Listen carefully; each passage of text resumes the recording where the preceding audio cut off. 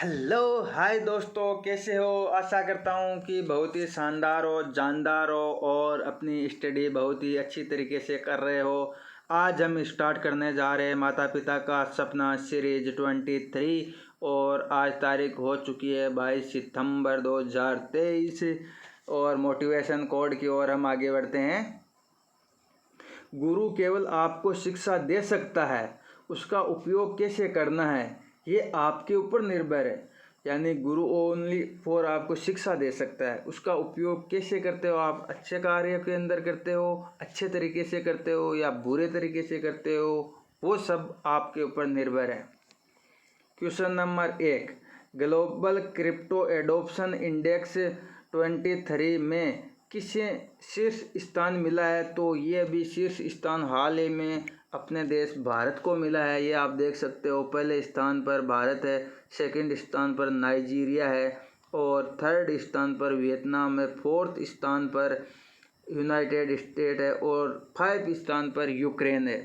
और भारत की राजधानी नई दिल्ली है, नाइजीरिया की राजधानी अबुजा है। इसके अंदर क्या है कि किस देश ने कितनी क्रिप्टो करेंसी अडोप्ट की है उसके बारे में ये रिपोर्ट है और इसके अंदर 154 सदस्य देश शामिल है।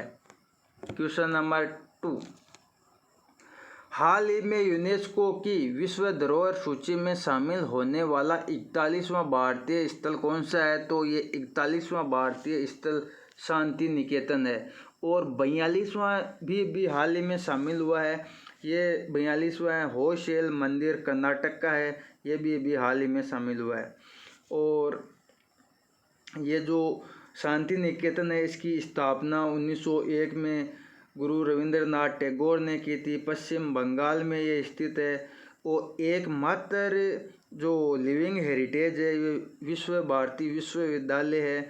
ये भारत की एकमात्र लिविंग हेरिटेज है और यूनेस्को की जो विश्व धरोहर सूची में 42 पहले शामिल, ये 42 शामिल है। इसके अंदर 34 तो सांस्कृतिक है और 7 प्राकृतिक है और एक है जो कंचनजंगा मिक्स विश्व धरोहर है।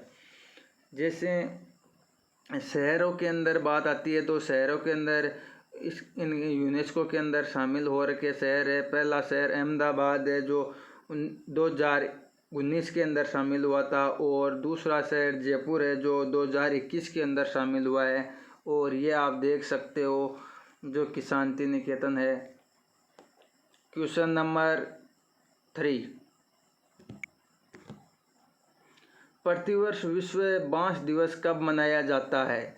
तो ये प्रतिवर्ष विश्व बांस दिवस 18 सितंबर को मनाया जाता है और ये आप देख सकते हो वर्ल्ड बम्बो डे, पिक्चर भी आप देख सकते हो सामने है आपके।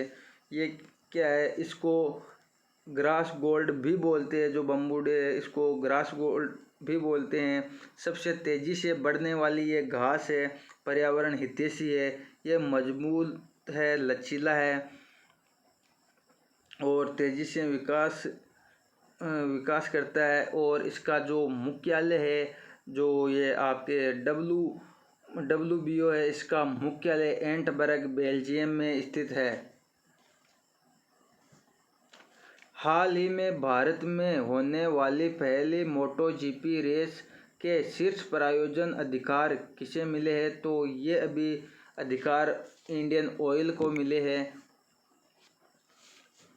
इसके अंदर कुल 42 टीमें भाग लेने वाली है और 84 राइडर भाग लेने वाली है। भारत में पहली बार ये बन रही है जो यूपी के ग्रेटर नोएडा के बुद्ध सर्किट में होने वाली ये 22 से 24 सितंबर के बीच होगी। और इसका शीर्ष प्रायोजन आपको पूछते हैं तो शीर्ष प्रायोजन इंडियन ऑयल है MotoGP रेस का।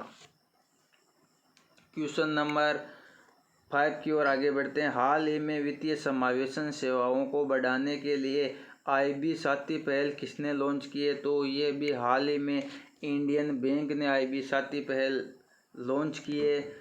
और ये देख सकते हो इन्होंने क्या लिखा, आपका अपना बैंक।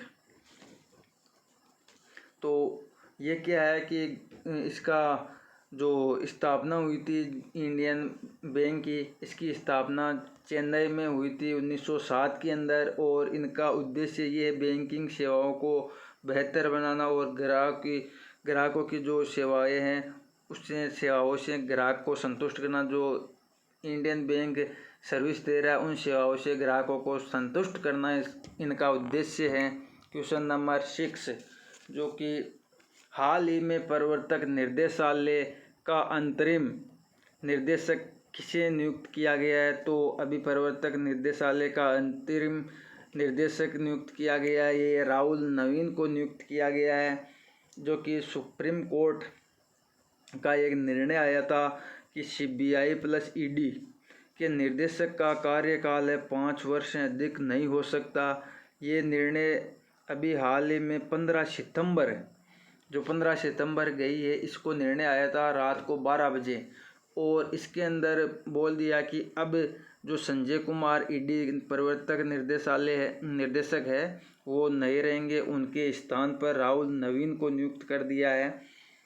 ED का मतलब है प्रवर्तक निर्देशालय और इसकी स्थापना 1956 में हुई है। मनी लॉन्ड्रिंग को रोकना इसका काम हो गया है। क्वेश्चन नंबर 7 हाल ही में भारत ने कृषि सांख्यिकी के लिए कौन सा एकीकृत पोर्टल या ऐप लॉन्च किए है? तो ये हो गया UPAG पोर्टल। इसको लॉन्च करने वाले रमेश चंद्र है और ये लॉन्च हुआ है कृषि संबंधित पोर्टल है। क्योंकि नीति आयोग के 4 मेंबर है, 4 मेंबरों में से ये रमेश चंद्र भी एक मेंबर है। लागत को कम करना, बेहतर विश्लेषण करने के लिए ये पोर्टल लॉन्च किया गया है। क्वेश्चन नंबर 8 हाल ही में मुख्यमंत्री संपूर्ण पुष्टि योजना किसने प्रारंभ की है? तो ये मुख्यमंत्री संपूर्ण पुष्टि योजना अभी हाल ही में उड़ीसा के अंदर प्रारंभ की है। उड़ीसा के CM ये आप देख सकते हो नवीन पटनायक है। इन्होंने 2 योजना अभी हाल ही में स्टार्ट की है। पहली योजना है मुख्यमंत्री संपूर्ण पुष्टि योजना और दूसरी योजना है पद पुष्टि योजना। जो पहली योजना मुख्यमंत्री संपूर्ण पुष्टि योजना है इसका मतलब है कि पोषण महिलाओं और बच्चों और किशोरियों को देना, और दूसरी योजना है जो पद पुष्टि योजना है इसका मतलब है आदिवासी महिलाओं को पोषण देना। जो पोषण संबंधी सामग्री दी जाती है उसके बारे में है ये। क्वेश्चन नंबर 9 आदि शंकराचार्य की 108 फीट ऊंची प्रतिमा स्टैचू ऑफ वननेस का लोकार्पण कहाँ किया गया? तो ये भी हाल ही में मध्य प्रदेश के ओंकारेश्वर पर्वत पर स्थापित हुई है। तो इसका आंसर हो गया मध्य प्रदेश। इसका मतलब ये है कि ये एकता का प्रतीक है। और ओंकारेश्वर जो बांध बनाया हुआ है ये किस नदी पर बनाया हुआ है? तो ये नर्मदा नदी पर ओंकारेश्वर बांध बनाया हुआ है। क्वेश्चन नंबर 10 हाल ही में प्रधानमंत्री ने इंटरनेशनल कन्वेंशन और एक्सपो सेंटर यशोभूमि का उद्घाटन कहाँ किया है? तो ये उद्घाटन अभी हाल ही में हुआ है नई दिल्ली के अंदर।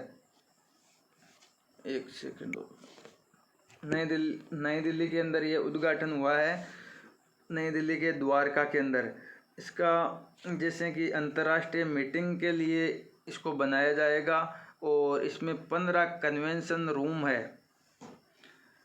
थैंक यू सो मच दोस्तों, आज की क्लास कंप्लीट हुई। और ऑलवेज कीप स्माइल, हमेशा हंसते रहिए, मुस्कुराते रहिए, अपनी स्टडी को रोज़ बेहतर बनाइए।